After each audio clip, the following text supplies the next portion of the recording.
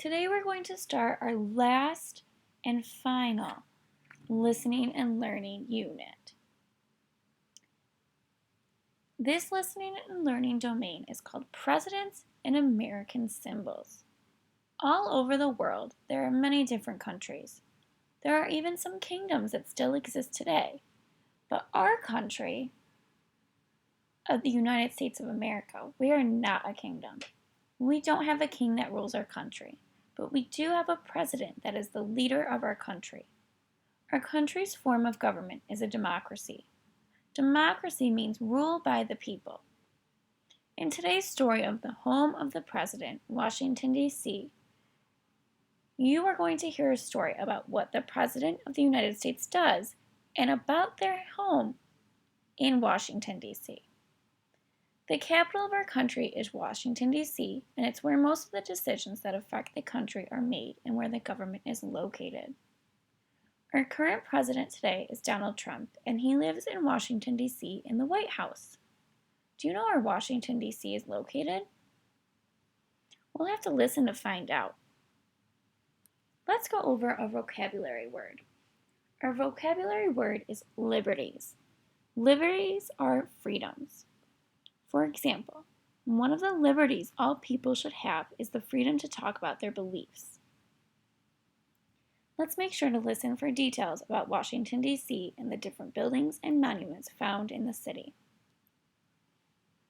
The American flag is a symbol of our nation, the United States of America. A symbol is something that stands for something else. A nation is a country. You can see that the flag is red, white, and blue. You can see that it has red and white stripes. It also has 50 stars, and each star is a symbol for one of the states in the United States of America. There is one very important city in the United States that is not in any of the one of the 50 states. In fact, it is the nation's capital. It's the city where most of the decisions that affect the country are made and where the government is located.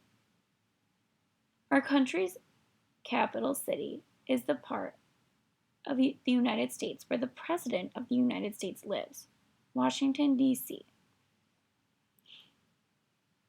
Men from each of the original colonies helped write the Constitution, a plan for how the new country should be run. We call these men the Founding Fathers. The Founding Fathers decided they wanted the country to be run by a president instead of a king.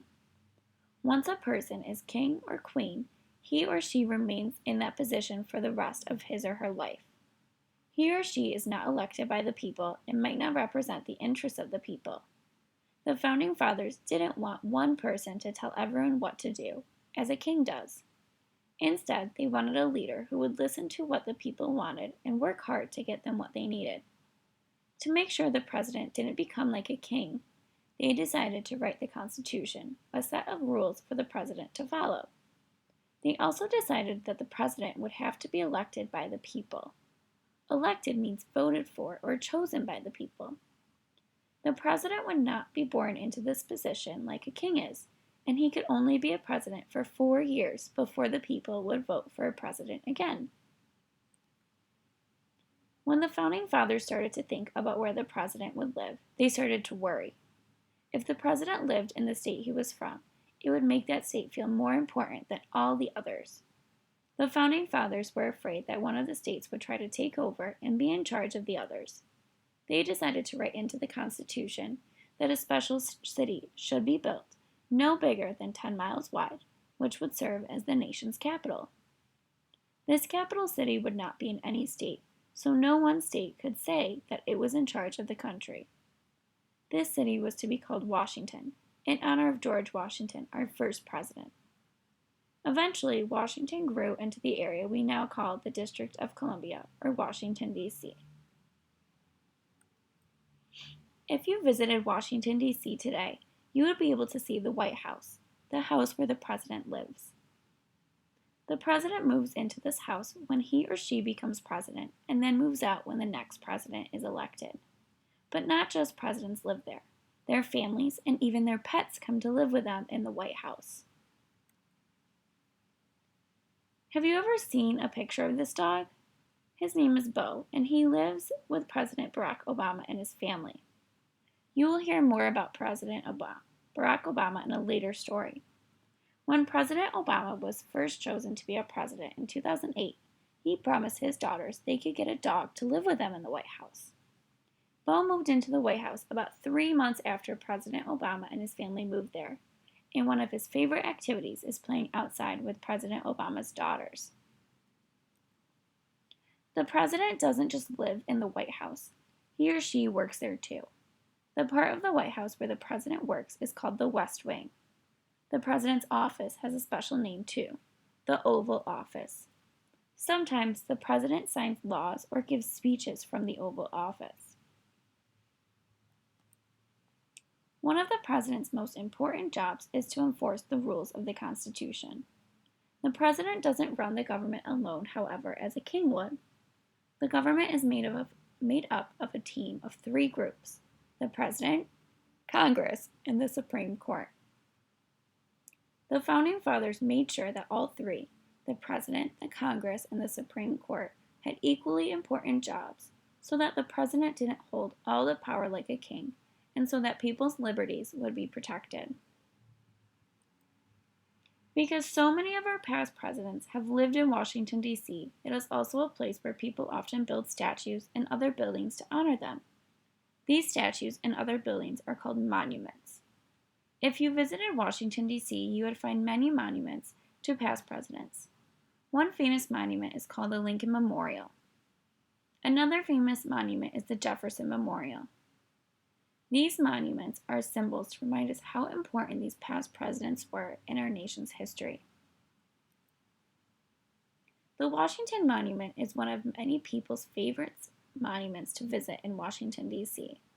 It is the world's tallest stone building. When you go to the top of the tower, you can see all of Washington, D.C. But you don't have to go to Washington, D.C. to appreciate our country and its leaders. Every time you say the Pledge of Allegiance or sing the national anthem, you can let everyone around you know that you are proud to be part of our country. Let's say the Pledge of Allegiance together. I pledge allegiance to the flag of the United States of America and to the republic for which it stands, one nation under God, indivisible, with liberty and justice for all. The next time you see the American flag, remember that our 50 states all share a belief in liberty and justice for everyone. And remember that these United States of America all share the same government, which is led by the President, Congress, and the Supreme Court in Washington, D.C. The end. Now let's answer some of these discussion questions. What city is the capital of our country? Who is currently the President of the United States? Where does the current president live? In your journal, write and draw 3 things you learned about Washington, D.C.